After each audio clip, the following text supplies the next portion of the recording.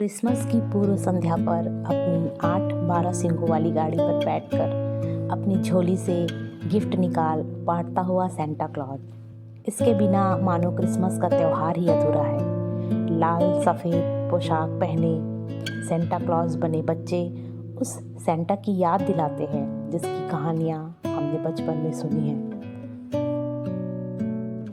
यह कहानी Saint Nicholas से शुरू होती है। एक व्यक्ति जो 4वीं शताब्दी में रहता था।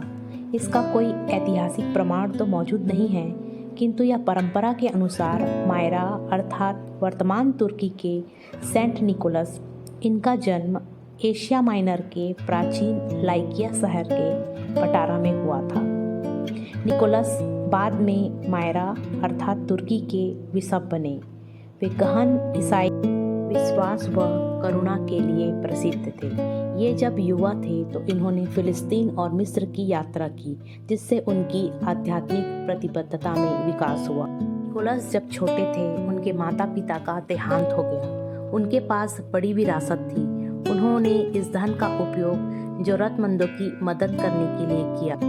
एक दिन निकोलस को पता चला एक गरीब की 3 बेटियां हैं जिनकी शादी के लिए उसके पास पैसे नहीं हैं। ये बात जान निकोलस उसकी सहायता के लिए उसके घर की छत में लगी चिमनी के पास पहुँचे और वहाँ से सोने से भरी थैली डाल दिया।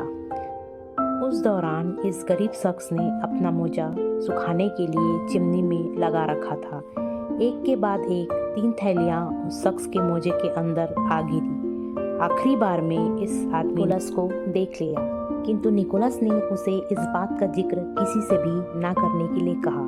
किंतु यह बात ज़्यादा दिन छुप न सकी। वो सबको पता चल गया और उस दिन से दुनिया में क्रिसमस के दिन मोजे में गिफ्ट देने यानी सीक्रेट सेंटा बनने का रिवाज है।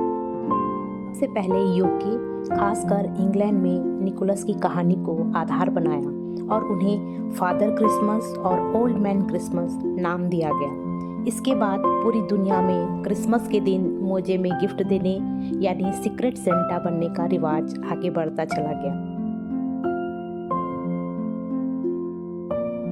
कुछ देशों में ईसाई परिवार के बच्चे रात में घर के बाहर अपने जुराबे सुखाते हैं और उनकी मान्यता है कि रात में सेंटा आएंगे और उसमें उनकी जो भी मनपसंद की चीज़ें हैं वो सारे उपहार उसमें भरकर चले जाएंगे। फ्रांस में बच्चे अपने जूतों में रेडियर्स के लिए गाजर डालकर रखते हैं।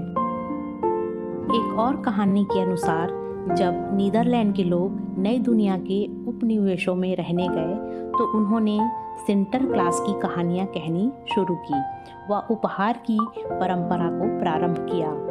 सेंटर क्लास सेंट निकोलस का डच अनुवाद है। सन 1700 तक अमेरिका में संत की दरियादिली की कहानियाँ पहुँच गईं और वहाँ की पॉप संस्कृति ने उनकी छवि को बदल दिया। अमेरिका में सन 1773 में पहली बार एक आदमी मीडिया के सामने रूबरू हुआ और उसने खुद को सेंटा क्लॉज बताया।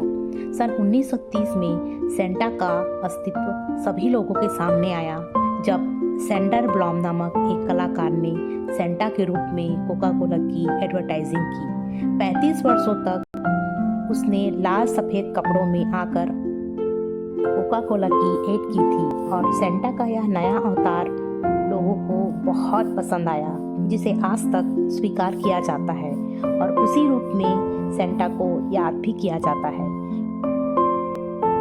वैसे तो सेंटा क्लॉज का नाम जीसस क्राइस्ट, जिनका जन्मदिन 25 दिसंबर को आता है, जिसे हम क्रिसमस के रूप में मनाते हैं, के साथ जोड़कर लिया जाता है। किंतु यदि बाइबल में देखा जाए तो जीसस क्राइस्ट और सेंटा क्लॉज के बीच कोई भी संबंध सीधे तौर पर दिखता नहीं है। फिर भी धीरे धीरे क्रिसमस और सेंटा का गहरा रिश्ता बनता चला गया और वे बच्चों के बीच मशहूर होते चले गए। आज सेंटा सबके लिए गिफ्ट लेकर आएंगे यही सोचकर बच्चे क्रिसमस की रात जल्दी सो जाते हैं। अनेक किस्से कहानियों में कहा जाता है कि सेंटा नॉर्थ पोल में अपनी वाइफ और बहुत सारे बॉनों के साथ रहते हैं, जहां उन्होंने बहुत बड़ी खिलौने की फैक्ट्री लगाई है। हर साल वहाँ बहुत सारे खिलौने बनाए जाते हैं जो क्रिसमस के दिन बच्चों में बांट दिए जाते हैं। बच्चे सेंटा के इतने दीवाने हैं कि उन्हें खत लिखकर भी भेजते हैं और सेंटा के बहुत से पते हैं जहाँ उन्हें चिट्ठियाँ लिखी जाती हैं, जहाँ सबसे मुख्य पता फिनलैंड का कहा जाता है। दुनिया भर से फिनलैंड के पते में ढेर सारे पत्र पहुँचते हैं। सेंटा इनमें से बहुत सारे लोगों की विश भी पूरी करते हैं। पूरे यूरोप में सेंट निकोलस की दानशीलता और दयालुता ने एक नई परंपरा को जन्म दिया। 6 दिसंबर उनका पर्व मनाया जाता है क्योंकि उसी दिन सेंट निकोलस की मृत्यु हुई थी। फ्रांस में विशेष रूप से बच्चे अपने जूते बाहर छोड़ देते हैं इस उम्मीद में कि अगली सुबह वे उन्हें चॉकलेट और उपहारों से भरे मिलेंगे। यह परंपरा परेड के साथ होती थी। इसमें एक गधा बच्चों के लिए बिस्कुट और मिठाइयों की टोकरियां लादकर शहर की सड़कों से गुजरता था। मध्य यूरोपीय किंवदंती के अनुसार क्रैम्पस एक आधा बकरा आधा राक्षस सींग वाला एक आदमी जो काले बालों से ढका होता है। उसकी बहुत लंबी ड्रैगन जैसी जीभ होती है। वह क्रिसमस के समय शरारती बच्चों को सजा देता है।